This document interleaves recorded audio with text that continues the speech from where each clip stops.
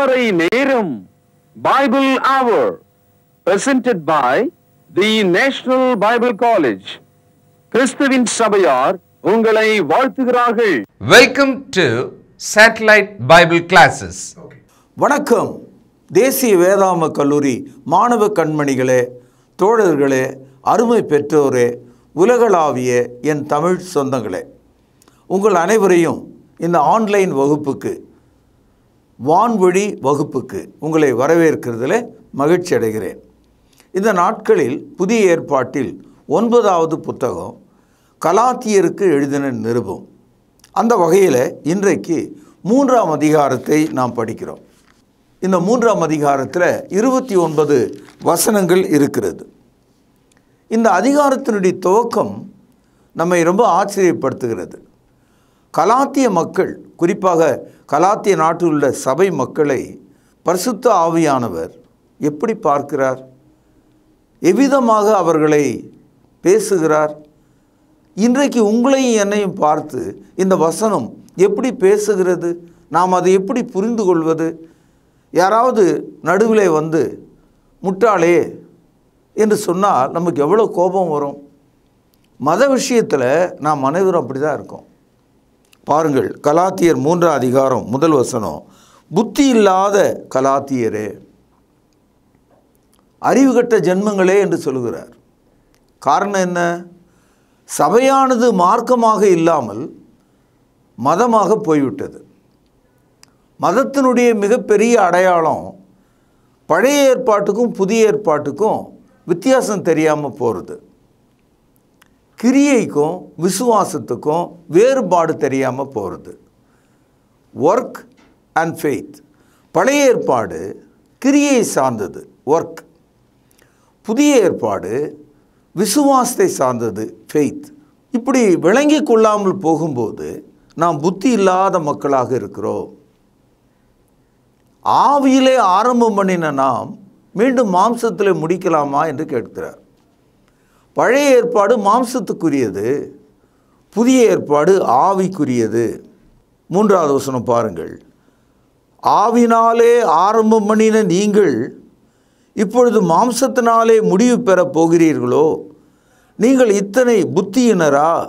இத்தனை பாடுகளையும் வீணாய்ப்பட்டீர்களோ? அவைகள் வீணாய் போயிற்று.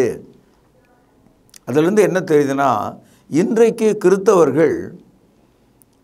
கிறிஸ்தவர்களாக கீழ்ப்படிந்து நடக்க ஆரம்பித்த பிறகு பின்வாங்கி போகிற ஒரு சூழல் ஏற்படுகிறது. புதிய ஏற்பாட்டின்படி கீழ்ப்படிந்து நடக்கிற மனிதன் பிறகு மோசேயினுடைய ஏற்பாடாகிய பழைய ஏற்பாட்டின்படி நடப்பதற்கு செல்கிறான். குறிப்பாக கிறிஸ்தவத்தில் உள்ள 3 பெரிய பிரிவுகள். அதில் இந்த 3வது பிரிவு பெந்தேகோஸ்தே அமைப்புகள். இந்த பெந்தேகோஸ்தே அமைப்புகளுக்கு முற்றிலும் அடிப்படை உபதேசம் பழைய ஏற்பாடு தான். சொன்னால் அவங்களுக்கு விளங்காது. ஆனால் பேசிக்லி அவங்களுடைய எல்லா ஃபவுண்டேஷனுமே பழைய ஏற்பாடாக இருக்கிறது. இயேசு கிறிஸ்துவனுடைய மரணத்தையும் அவர் சிந்திய இரத்தத்தையும் ஒப்பு கொண்டிருக்கிறவர்கள் பலிப்பீடத்தையும் பலி ஆட்டையும் தவிர பழைய ஏற்பாட்டுக்கு அத்தனையும் கை கொள்ளக்கூடியவர்களாக இருக்கிறாங்க. சகோதரர்களே, நான் இதை சொல்லும்போது புரியாமல் நீங்கள் தவிக்கலாம், அல்லது உங்களுடைய கவனம் வேதனைக்குரியதாக கூட மாறலாம். ஏன் இப்படி இவர் சொல்கிறார்? இது உண்மைதானா? அதெல்லாம் கிடையாது, அவர்கள் எல்லாம் சரியாக தான் நடக்கிறார்கள், எனக்கு தெரிஞ்சு நான் புதிய ஏற்பாட்டின்படி தான் நடக்கிறேன், இப்படியெல்லாம் நம்முடைய மனது நினைக்கிறது. நாம் அதை சிந்தித்து பார்க்க வேண்டும் சகோதரர்களே. அதனால தான் புதிய ஏற்பாடு தெளிவாக நீங்கள் இதை புரிந்து கொள்ள வேண்டும் என்று போதிக்கிறது. 2 தீமோத்தேயு 2வது அதிகாரம் 15வது வசனம். உங்கள் கையில் ஒரு பேனா இருக்குமானால் அதை சுற்றிலுமாக ஒரு சுழியிடுங்கள். நீ வெட்கப்படாத ஊழியக்காரனாயும் கவனியுங்கள், சத்திய வசனத்தை நிதானமாய் பகுத்து போதிக்கிறவனாயும் உன்னை தேவனுக்கு முன்பாக உத்தமனாக நிறுத்தும்படி ஜாக்கிரதையாயிரு. இந்த வசனம் ஜாக்கிரதையாயிரு. எந்த விஷயத்தில்? தேவனுக்கு முன்பாக உத்தமனாக இருக்கிற விஷயத்தில். தேவனுக்கு முன்பாக உத்தமனாக நீ எப்படி இருக்க முடியும்? தேவனுடைய வசனத்தை நிதானமாக பகுத்து போதிக்கிறதுனாலே. இந்த இடத்துல பகுத்தல் என்ற ஒரு தமிழ் வார்த்தையை பார்த்தீங்க. அந்த இடத்துல ஆங்கிலத்தில் எப்படி வந்திருக்குன்னா ரைட்லி டிவைடிங். ஒரு கேக் இருக்குது, அதை நம்ம சரியாக வெட்ட வேண்டும். அப்போ 2 பாதியாக அது தெரியும். அது மாதிரி தேவனுடைய வசனத்தை பழைய ஏற்பாடு எது, புதிய ஏற்பாடு எது என்று சரியாக பகுத்து போதிக்க வேண்டும். 51, 49 வித்தியாசம் தெரியுதா? இப்போ 100 என்ற எண்ணில் 51 ஒரு பக்கம், 49 இன்னொரு பக்கம். இது சரியாக பகுத்ததா? சரியாக எப்படி பகுக்க முடியும்? இந்த பக்கம் 50, இந்த பக்கம் 50, அதுதானே சரியாக பகுக்கிறது. அது மாதிரி புதிய ஏற்பாட்டை சரியாக நாம் புரிந்து கொள்ள வேண்டும். 2 தீமோத்தேயு 1 அதிகாரம் 13வது வசனம். நீ கிறிஸ்து இயேசுவை பற்றும் விசுவாசத்தோடும் அன்போடும் கவனியுங்கள். என்னிடத்தில் கேட்டிருக்கிற ஆரோக்கியமான வசனங்களின் சட்டத்தை கை கொண்டது. அதாவது சத்திய வசனத்தை நிதானமாக பகுத்தல் என்பது ஆரோக்கியமான வசனத்தை கை கொண்டிருத்தல். தமிழில் ஆரோக்கியம்னு போட்டிருக்காங்க. ஆரோக்கியம்னா சுகம்னு அர்த்தம். உன்னுடைய ஆத்துமா ஆரோக்கியமாக இருக்கும்படி தேவன் கொடுத்த சட்டத்தை கை கொண்டிரு. எப்போதுமே சட்டம் 2 காரியத்தை காட்டும். மீறினால் தண்டனை, கீழ்ப்படிந்தால் ஆசீர்வாதம். புதிய ஏற்பாடு ஆத்துமாவின் சட்டமாக இருக்கிறது. New testament it is the law for your soul. ஆகவே அந்த உபதேச சட்டத்திற்கு மனப்பூர்வமாய் கீழ்ப்படிந்ததினாலே தேவனுக்கு ஸ்தோத்திரம் என்று ரோமர் 6 அதிகாரம் 17வது வசனத்தில் படிக்கிறோம். 1 தீமோத்தேயு 1 அதிகாரம் 6-7 வசனங்கள் கவனியுங்கள். இவைகளை சிலர் நோக்காமல், எவைகளை? இந்த சத்திய வசனத்தை நிதானமாக பகுப்பது எப்படி, ஆரோக்கியமான வசனத்தின் சட்டத்தை கை கொள்வது எப்படி என்ற இந்த விஷயத்தை சிலர் நோக்காமல் வீண் பேச்சுகளுக்கு இடம் கொடுத்து விலகி போவார்கள். வீண் பேச்சுனா என்ன அர்த்தம்? கிழவி கதைகள். இதுவும் சரி, அதுவும் சரி, அதை சொன்னால் என்ன, இதை சொன்னால் என்ன, எல்லாம் கடவுளுடைய வார்த்தை தானே. அப்படியெல்லாம் நீங்கள் பேசிகிட்டு இருந்தீங்கன்னா புதிய ஏற்பாட்டின்படி நடக்கிறவர் அல்ல. மதத்தில் இருக்கவன் தினம் அதை தான் பேசிகிட்டு இருப்பான். இவைகளை சிலர் நோக்காமல் வீண் பேச்சுகளுக்கு இடம் கொடுத்து, கவனிங்கள் 7வது வசனம், பேனால் அடிக்கோட்டிடுங்கள். தாங்கள் சொல்லுகிறது என்னதென்றும் தாங்கள் சாதிக்கிறது என்னதென்றும் அறியாதிருந்தும். ஐயா அம்மா நல்லா கவனிங்க, வாலிப பிள்ளைங்க நல்லா கவனிங்க. நியாயப்பிரமாண போதகராக இருக்க விரும்புகிறார்கள். They want to be the teachers of the Old Testament. They have no idea what they teach and preach. தாங்கள் சொல்லுகிறது என்னதென்றும் தாங்கள் சாதிக்கிறது என்னதென்றும் விளங்காத ஜன்மம். எதுக்கு தான் வாயாடுது, எதுக்கு தான் பேசுது, எதுக்கு தான் வயிற்றில் குத்திக்குதுன்னு நமக்கு தெரியல. ஆனால் போராடுது.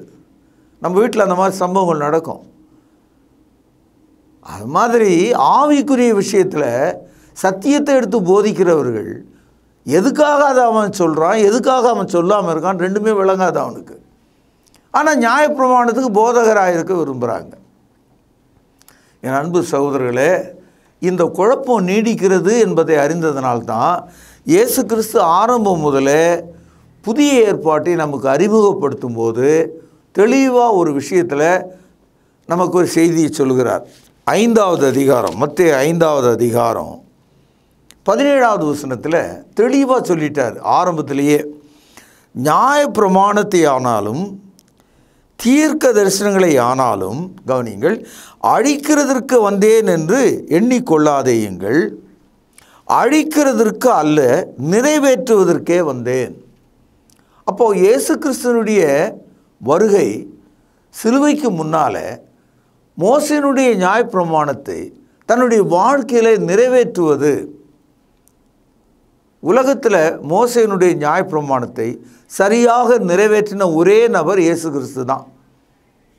நியாயப்பிரமாணத்தின் கீழே எல்லா மனுஷரும் குற்றவாளிகளாக இருக்கிறாங்க. ரோமர் 3ஆம் அதிகாரம் 10வது வசனத்தில் ஒருவனும் நீதிமான் இல்லை. நியாயப்பிரமாணத்தின் கீழே ஒருவனும் நீதிமானாக்கப்பட முடியாது. இயேசு ஒருவரே அதை நிறைவேற்றினார். ஆகவே இயேசு கிறிஸ்து நியாயப்பிரமாணத்தினுடைய முடிவாக இருக்கிறார். ரோமர் 10ஆம் அதிகாரம் 4வது வசனம், விசுவாசிக்கிற எவனுக்கும் நீதி உண்டாகும்படியாக கிறிஸ்து நியாயப்பிரமாணத்தின் கவனியங்கள் முடிவாயிருக்கிறார். Christ is the end of the law. அப்போ சிலுவையில் மோசேயினுடைய நியாயப்பிரமாணத்தை தோல் உதித்து அவருடைய மரணத்தின் வழியாக அதை நிறைவேற்றி விட்டார். கிறிஸ்து நியாயப்பிரமாணத்தினுடைய முடிவாக இருக்கிறார். இப்பொழுது நமக்கு ஒரு புதிய பிரமாணம் இயேசுனுடைய உயிர்த்தெழுதல் வழியாக நமக்கு கொடுக்கப்பட்டிருக்கிறது. அந்த புதிய பிரமாணம் தான் கிருபையை நமக்கு போதிக்கிறது, பரிசுத்த ஆவி நமக்கு தருகிறது, நம்முடைய விசுவாச வாழ்க்கையை துவக்குகிறது. இதை நாம் புரிந்து கொண்டால் புதிய ஏற்பாட்டின்படி மார்க்க கிறிஸ்தவர்களாக நாம் இருப்போம். இயேசு கிறிஸ்து இதை நன்றாக நாம் விளங்கி கொள்ள 3 உதாரணங்களை சொல்லியிருக்கிறார். லூக்கா எழுதிய சுவிசேஷம் 5வது அதிகாரம் 36 முதல் 39 வசனங்களிலே இந்த உதாரணங்களை நீங்கள் பார்க்கலாம். 36வது வசனத்தில் ஒரு ஊமை சொல்கிறார். பழைய துணியையும் புதிய துணியையும் ஒன்றாக இணைத்து தைத்தால் என்ன நடக்கும்? புதியது பழையதை கிழிக்கும். அப்போ அந்த மாதிரி கிழிஞ்சால் ரெண்டுமே மோசமாக போகும். ஆக பழைய துணியோட புதிய துணியை இணைக்க முடியாது. அடுத்தது ஒரு உதாரணம் சொல்கிறாரு. புதிய திராட்சை ரசத்தை புதிய துருத்தியில் ஊற்றி வைக்கணும், பழைய திராட்சை ரசத்தை பழைய துருத்தியில் ஊற்றி வைக்கணும். பழைய திராட்சை ரசத்துக்கும் புதிய திராட்சை ரசத்துக்கும் என்ன வேறுபாடு? புதிய திராட்சை ரசம் பொங்கி வழியும், ரசாயன மாற்றம் அடையும். புதிய துருத்திக்கும் பழைய துருத்திக்கும் என்ன வேறுபாடு? புதிய துருத்தி புதிய பையாக இருக்கிறதுனால தாங்கும், பழைய துருத்தி நைந்து போய் பழையதாக இருக்கிறதுனால கிழியும். ஆக பழைய துருத்தியில் புதிய ரசத்தை ஊற்றி வச்சா வெயில் ஏற ஏற உள்ளே இருக்கிற திராட்சை ரசம் ரசாயன மாற்றம் அடைந்து ஆவி நிறைந்து அந்த தோலால் செய்யப்பட்ட அந்த துருத்தியை முட்டி தள்ளி அந்த துருத்தியினுடைய தேய்ந்த பாகங்கள் வழியாக கிழித்து கொண்டு எப்படி சைக்கிள் டியூப் பஞ்சர் ஆகி காற்று இறங்கி போதோ அதை மாதிரி இந்த துருத்தி இருக்கிற ரசம் சிந்தி போயிடும். இப்போ 2 வேஸ்ட் நடக்குது. பழைய துருத்தியும் கிழிஞ்சு போச்சு, புதிய ரசமும் கீழே போச்சு, ரெண்டும் இல்லாமல் போச்சு. 2 உதாரணங்கள். 3ஆவதாக என்ன சொல்கிறார்? புதிய ரசத்தை புதிய துருத்திகளில் வார்த்து வைக்க வேண்டும், அப்பொழுது 2ம் பத்திரப்பட்டு இருக்கும். அது மாதிரி புதிய ஏற்பாடு புதிய திராட்சை ரசம் மாதிரி இருக்குது. அதற்கு கீழ்ப்படிந்த மக்கள் புதிய துருத்தியை போல் இருக்கிறாங்க. நீங்கள் பழைய ஏற்பாட்டு துருத்தி மாதிரி இருந்துக்கிட்டு புதிய ஏற்பாட்டு திராட்சை ரசத்தை உள்ளே வாங்கி வச்சுக்க முடியாது. சொன்னது உங்களுக்கு விளங்கி இருக்கும்னு நினைக்கிறேன். நம்ம ஊரில் இந்த கிழடுகள் பெருசுகள்லாம் இருக்கும். அதுங்க எப்போ பாரு பழைய கல்லை குடித்து மயக்கம் போட்டு கிடக்கும். அதே பெருசுகிட்ட பனைமரத்துலேருந்து இறக்கின புதிய ரசத்தை கொண்டு வந்து கொடுத்தா எனக்கு வேணான்னு சொல்லும். ஏன்னா அந்த புதிய பனஞ்சாறு உடலுக்கு நல்லது, ஆனால் போதை தராது. ஆனால் அதே பனஞ்சாறில் வெல்லம் சுண்ணாம்பு ஏதோ போட்டு புளிக்க வைத்தால் 2 நாளில் அது புளிச்சு போய் நாற்றமுள்ள ஒரு போதை வஸ்துவாக மாறிடும். இந்த மாதிரி பழைய போதைப் பொருளாகிய அந்த ரசத்தை குடித்தவன் புது ரசத்தை விரும்பவே மாட்டான். அது மனிதனுடைய சுபாவம். அது மாதிரி பழைய ஏற்பாட்டை கை கொண்டு அதன்படியே வாழ்கிற கிறிஸ்தவர்கள் புதிய ஏற்பாட்டினுடைய போதனை எடுத்து சொன்னால் வேண்டாங்க, எனக்கு பழசே எங்களுக்கு போதும், அது ரொம்ப நல்லா இருக்குதுங்க அப்படின்னு சொல்லுவான். பாருங்கள், லூக்கா 5ஆம் அதிகாரம் 39ஆம் வசனம். இது விளங்கிக்கலாம், உங்களுக்கு எதுவுமே விளங்காது, நல்லா கவனிங்க. அன்றியும் ஒருவனும் பழைய ரசத்தை குடித்தவுடனே புது ரசத்தை விரும்ப மாட்டான், பழைய ரசமே நல்லது என்று சொல்லுவான். ஆக இந்த வசன பகுதியில் பழைய துணியோட புதிய துணியை சேர்க்க முடியாது, பழைய ரசத்தோடு புது ரசத்தை சேர்க்க முடியாது, பழைய துருத்தியோட புது துருத்தியை வைக்க முடியாது, பழைய கல்லோடு புதிய கல்லை சேர்க்க முடியாது. இந்த பிரிவு மனிதர்களுக்கு தெரிந்த உதாரணங்கள். இதை பழைய ஏற்பாட்டுக்கும் புதிய ஏற்பாட்டுக்கும் உள்ள வேறுபாடாக கிறிஸ்து நமக்கு போதிக்கிறார்.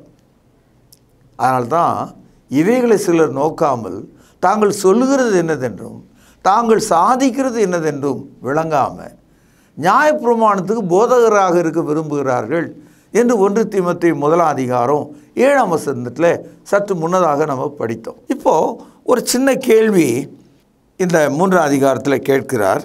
22ஆம் வசனம் பாருங்கள். கலாத்தியர் 3:22.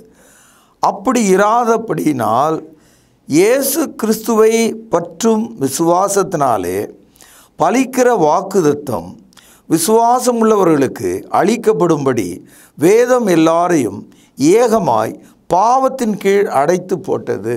என்னதான் மாடை பிடிச்சிட்டு வந்தாலும் அதை நம்ம வயலில் உழுவதற்கு பயன்படுத்தணும்னா அதுக்கு மூக்கணாங்கயிறுன்னு ஒன்று போடணும். என்னதான் ஒரு குதிரையை நம்ம பிடிச்சிட்டு வந்தாலும் அதுக்கு வாயில் ஒரு கவளம் போடணும், கண்ணில் ஒரு கலிங்கம் போடணும். புதிய ஏற்பாட்டுக்குரியவர்களாக நாம் மாறணும். பழைய ஏற்பாடு தேவனுடைய வார்த்தைகள், சத்தியமானவைகள், பரிசுத்தமானவைகள். ஆனால் அதை கைக்கொள்ளும் தகுதி நமக்கு இல்லை. ஆகவே தான் அந்த தகுதியை நமக்கு உண்டாக்கும்படி தேவன் கிறிஸ்துவை ஆவியின் சட்டமாக நமக்கு கொடுத்திருக்கிறார். பழைய ஏற்பாட்டினுடைய நோக்கம் என்னன்னு கேட்டிங்கன்னா, இயேசு கிறிஸ்து வரும் வரைக்கும் மனிதர்களை காவல் செய்வதற்காக கொடுக்கப்பட்டதாம். Until Christ coming, Old Testament law was given to protect and spare them. அது ஒரு தற்காலிகமான ஏற்பாடு. எப்படி வீடு கட்டுவதற்கு நாம் கம்புகளை பயன்படுத்துகிறோம், செவற்றை ஏற்றுகிறோம், கூரையை அமைக்கிறோம். எல்லா நேரங்களிலும் வீட்டை சுற்றி நீண்ட கம்புகள் நிற்கிறத நீங்கள் பார்க்கலாம். அதை ஆங்கிலத்தில் ஸ்காஃபோல்ட் அப்படின்னு சொல்லுவாங்க. வீடெல்லாம் கட்டி முடித்த பிறகு பார்த்தீங்கன்னா அந்த வீடு திறப்பு விழா அன்றைக்கி அந்த வீட்டை சுற்றி கட்டியிருந்த அந்த கம்பெல்லாம் எடுத்துருவாங்க. ஏன்னா வீடு கட்டி நிறுத்தப்பட்டு விட்டது. இனிமேல் அந்த ஸ்காஃபோல்ட், அந்த கம்புகள் தேவையில்லை. அது மாதிரி பழைய ஏற்பாடு ஒரு ஸ்காஃபோல்ட் மாதிரி மனிதனை கிறிஸ்துவண்டை கொண்டு வருவதற்கான ஆயத்த பொருளாக இருக்கிறது. அவ்வளோதான். நம்ம ஊரில் ஒரு 3 வயது குழந்தெல்லாம் இப்போல்லாம் பால்வாடி அல்லது பேபி ஸ்கூல், அந்த மாதிரி கேஜி ஸ்கூல் அப்படியெல்லாம் நம்ம அனுப்புகிறோம். இந்த சின்ன குழந்தைங்கள நம்ம ஸ்கூலுக்கு அனுப்பும்போது அவங்களுக்கு நடக்க முடியும், ஆனால் ரொம்ப தூரம் நடக்க முடியாது. அதனால் நம்ம என்ன செய்கிறோன்னா, ஒரு அம்மாவை வேலைக்கு வச்சுக்கிறோம். அவங்கள ஆயான்னு சொல்கிறோம். இந்த ஆயான்ற சொல் தமிழ் கிடையாது, தமிழில் ஒரு சொல்லே கிடையாது. இந்த ஆயா என்ற சொல் அரபு சொல். அந்த இடத்துல எபிரேய மக்கள் பேசின ஒரு அரபு சொல் அது. ஆயா அப்படின்னா ரொம்ப கிழவின்னு அர்த்தம் இல்லை. ஒரு 30 வயது 25 வயது உள்ளவர்களை கூட ஆயான்னு சொல்லுவாங்க. ஆயா என்பது ஒரு வேலை. இன்றைக்கும் நீங்கள் கவர்மெண்ட் ஹாஸ்பிட்டலில் போனீங்கன்னா அந்த மருத்துவ மக்கள் மத்தியில் தாதி நர்ஸுன்னு ஒருத்தர் இருப்பாங்க, அப்புறம் ஆயான்னு ஒருத்தர் இருப்பாங்க. சுத்திகரிப்பு வேலைகள், துடைக்கும் வேலைகள், சுத்தம் செய்கிற வேலைகள்லாம் அவங்க செய்வாங்க. ஆயா வேலைக்கு யாரும் 70 வயசு ஆளுகள்லாம் எடுக்க மாட்டாங்க. அவங்களும் ஒரு 25-30 வயசு தான். அதே மாதிரி நம்முடைய பிள்ளைகளை ஸ்கூல் கொண்டு போகிறதுக்கு ஆயான்ற ஒருத்தரை நம்ம நியமிக்கிறோம். அவங்க வேலை என்னன்னா, அந்த குழந்தைய கையில் பிடிச்சிக்கிட்டு ஸ்கூல் வாசலில் கொண்டு போய் விடணும். குழந்தை அப்போ உள்ளே போயிடும். ஸ்கூல் முடிஞ்ச பிறகு அந்த குழந்தைய பிடிச்சிக்கிட்டு மறுபடியும் வீட்டில் கொண்டாந்து விடணும். ஆனால் இந்த ஆயா அந்த குழந்தைக்கு எழுத்து படிக்கிறதோ, பாடம் படிக்கிறதோ, வேறு எதுவும் சொல்லிக் கொடுக்குறதோ அதெல்லாம் கிடையாது. அவங்களுடைய வேலை just take care the child to the nearest school, safely bring back child to their home. இதுதான் அவங்களுடைய வேலை. இந்த பழைய ஏற்பாட்டை இயேசு கிறிஸ்து என்னும் நபரிடத்தில், அந்த சிலுவையின் இடத்துல நம்மை வழி நடத்துவதற்காக தேவன் பழைய ஏற்பாட்டை ஒரு ஆயாவாக வைத்திருந்தார் என்று இந்த வசனம் சொல்லுகிறது. இந்த இடத்துல அவங்க மொழிபெயர்த்தவங்க இந்த ஆயா என்ற வார்த்தையை தமிழில் போடாமல் உபாத்தியாய் என்று போட்டிருக்காங்க. டீச்சர் வேறு, டியூட்டர் வேறு. டியூட்டர்னால் சொல்லிக் கொடுக்குறவங்க, டீச்சர்னால் போதிக்கிறவங்க. டீச்சர்கிட்ட தான் நம்ம பாடம் கற்றுக்குறோம், ஆயாக்கிட்ட நம்ம பாடம் கற்றுக்கிறது இல்லை. ஆனால் ஒழுங்கு ஒன்றா கற்றுக்கலாம். நம்ம குழந்தையை பத்திரப்படுத்துவதற்காக பயன்படுத்துகிறோம். அதே கருத்தை இங்கே பாருங்கள். கலாத்தியர் 3ஆம் அதிகாரம் 24வது வசனம் நன்றாக கவனித்து அடிகோடிட்டு அதை புரிந்து கொள்ளுங்கள். இவ்விதமாக நாம் விசுவாசத்தினாலே நீதிமான்களாக்கப்படுவதற்கு, நல்லா கவனிங்க, நியாயப்பிரமாணம் நம்மை கிறிஸ்துவினிடத்திலே வழி நடத்துகிற உபாத்தியாக இருந்தது. கவனிச்சிங்களா? இந்த இடத்துல உபாத்தின்னு ஒரு வார்த்தை பார்த்தீங்க பாருங்கள். ஆங்கிலத்தில் பார்த்தீங்கன்னா டியூட்டர் அல்லது ஹெல்ப்பர் என்று மொழிபெயர்த்திருக்காங்க. இப்போ டியூட்டர்ன்றவங்க நமக்கு ஆசிரியர் கிடையாது. ஆனால் சில அறிவுரைகளை சொல்லுவாங்க, கைகளை பிடித்து கொண்டு நம்ம கொண்டு போவாங்க. when the children are immatured, when they are unable to cross the road, the ayah takes the child to the school. அது மாதிரி நியாயப்பிரமாணம் நமக்கு எந்த அளவுக்கு உதவி செய்யுதுன்னா, கிறிஸ்துவை போய் பார்க்கிற அளவுக்கு, கிறிஸ்துவை புரிந்து கொள்கிற அளவுக்கு, கிறிஸ்துவனிடத்தில் நமக்கு உண்டாகும் ரட்சிப்பாகி நீதியை தெரிந்து கொள்ளும் அளவிற்கு வழி நடத்தக்கூடிய ஒருவராக இருந்தது. எவ்வளோ அழகான ஒரு உதாரணம் பாருங்கள். மீண்டும் வாசிக்கிறேன். இவ்விதமாக நாம் விசுவாசத்தினாலே நீதிமான்களாக்கப்படுவதற்கு நியாயப்பிரமாணம் நம்மை கிறிஸ்துவனிடத்திலே வழி நடத்துகிற உபாத்தியாக இருந்தது. சரி, எல்கேஜி முடிஞ்சது, ஆயாவை வேலையை விட்டு நிறுத்திடுவோம். ஏன்னா 1வது வகுப்புலேருந்து பஸ்ஸில் ஏறி அமைச்சிருவோம், இல்லை நாமளே கொண்டு போய் விட்டு வந்துடுவோம்.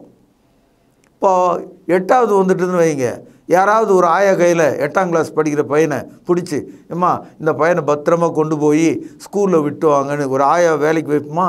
வைக்கவே மாட்டோம். ஏன்னா அவனுக்கு அறிவு வந்து விட்டது, அவனுக்கு நல்ல நடை இருக்கிறது, அவனுக்கு நல்ல பார்வை, நல்ல தெளிவு, அவன் பள்ளிக்கூடத்துக்கு தெளிவாக போயிட்டு வருவான். அப்போது வயது வந்த பிறகு, அறிவு அடைந்த பிறகு ஆயாவினுடைய உதவி நமக்கு தேவையில்லை, ஆசிரியருடைய உதவி நமக்கு தேவை. அதனால் படிக்கிற காலம் முழுதும் ஸ்கூலில் வந்து டீச்சர் இருப்பாங்க. ஆனால் சின்ன குழந்தையாக இருக்கும்போது ஆயா என்பவர் வந்து உதவி செய்கிறாங்க. இதே கருத்து தான் சொல்கிறாரு கலாத்தியர் 3வது அதிகாரம் 25வது வசனம். விசுவாசம் வந்த பின்பு நாம் உபாத்திக்கு கீழானவர்கள் அல்லவே. when you come to Jesus Christ, there is no need of the Old Testament. நீங்கள் நியாயப்பிரமாணத்தை இனி கை கொள்ள வேண்டியதில்லை. ஏன்னா இயேசுவண்ட நீங்கள் வந்துட்டீங்க. ஆகவே உங்களுக்கு உபாத்தி தேவையில்லை. யார் ஒரு ஞானஸ்தானம் எடுத்துட்டாரோ அவருக்கு பழைய ஏற்பாடு தேவையில்லை. இதுதான் சொல்கிறார். கவனிப்போம். 27வது வசனம். ஏனெனில் உங்களில் கிறிஸ்துக்குள்ளாக ஞானஸ்தானம் பெற்றவர்கள் எத்தனை பேரோ அத்தனை பேரும் கிறிஸ்துவை தரித்து கொண்டீர்களே. அப்போது பழைய ஏற்பாடு தேவைப்பட்டால் ஞானஸ்தானத்துக்கு முன்னால் வரைக்கும் தேவனை பற்றிய அறிவை உங்களுக்கு புகட்டலாம். ஆனால் ஞானஸ்தானம் எடுத்த பிறகு, நீங்கள் விசுவாசிகளான பிறகு, நீதிமான்களாக்கப்பட்ட பிறகு, தேவனுடைய புதிய உடன்படிக்கை உங்கள் இருதயத்தில் எழுதப்பட்ட பிறகு, பாவம் மன்னிப்பு பெற்ற பிறகு, நீங்கள் நியாயப்பிரமாணத்தின் கீழ் காவல் பண்ணப்படாமல் கிறிஸ்துவின் கீழே ஆதரிக்கப்படுகிறீர்கள், பாதுகாக்கப்படுகிறீர்கள், தேவனுக்கென்று கனி கொடுக்கும்படி விசுவாசிகளாக இருக்கிறீர்கள் என்பதை விளங்கிக் கொள்ளுங்கள். ஆகவே இயேசு கிறிஸ்துக்குள்ளே புதிய ஏற்பாடு நம்மை சுதந்திரவாளியாக, தேவனுடைய மக்களாக, ஆவியின் மக்களாக மாற்றுகிறது என்பதை விளங்கிக் கொள்ளுங்கள். இன்றைய பாடம் உங்களுக்கு கொஞ்சம் கடினமாக இருந்தாலும் நீங்களே திறந்து உங்கள் பைபிளை படித்தா உங்களுக்கு விளங்கிடும். சொன்ன கருத்துக்கள் எல்லாம் எரிச்சல் ஊட்டுவதற்கு பதிலாக, குறை கண்டுபிடிப்பதற்கு பதிலாக சத்தியம்தானா என்று நாம் கவனிக்கணும். அந்த கூர்மையான கத்தி நீங்கள் தவறாக பயன்படுத்தினா உங்களை வெட்டிடும். ஆனால் அதே கூர்மையான கத்தி சரியாக பயன்படுத்தினா உங்களுக்கு பயனுள்ளதாக இருக்கும். ஆகவே இருபுறம் கருக்குள்ள பட்டயத்தை போன்ற தேவனுடைய வசனத்தை நன்றாக விளங்கி கொள்ள கர்த்தர் உங்களை ஆசீர்வதிப்பாராக. பிரார்த்தனை செய்வோம். சகல கிருபையும் இரக்கமும் தயவு நிறைந்த தகப்பனே, மிக ஆரோக்கியமான உபதேச சட்டத்தை இன்று கற்றுக்கொண்ட மக்களை ஆசீர்வதியும். உமது வல்லமையான வசனத்தினாலே அவர்களை தாங்கி ரட்சியும். இயேசுவின் நாமத்தில் ஜெபத்தை கேட்டவர்களும் ஜீவனுள்ள எங்கள் நல்ல பிதாவே, ஆமென். தொடர்பு கொள்ள வேண்டிய முகவரி: திருமறை நேரம், 58 சர்ச் தெரு, குமரன் நகர், சென்னை 6,82,000. செல்போன் 9385500882. கர்த்தாவே, தேவர்களில் உமக்குப்பானவர் யார்? வானத்திலும் பூமியிலும் உமக்குப்பானவர் யார்?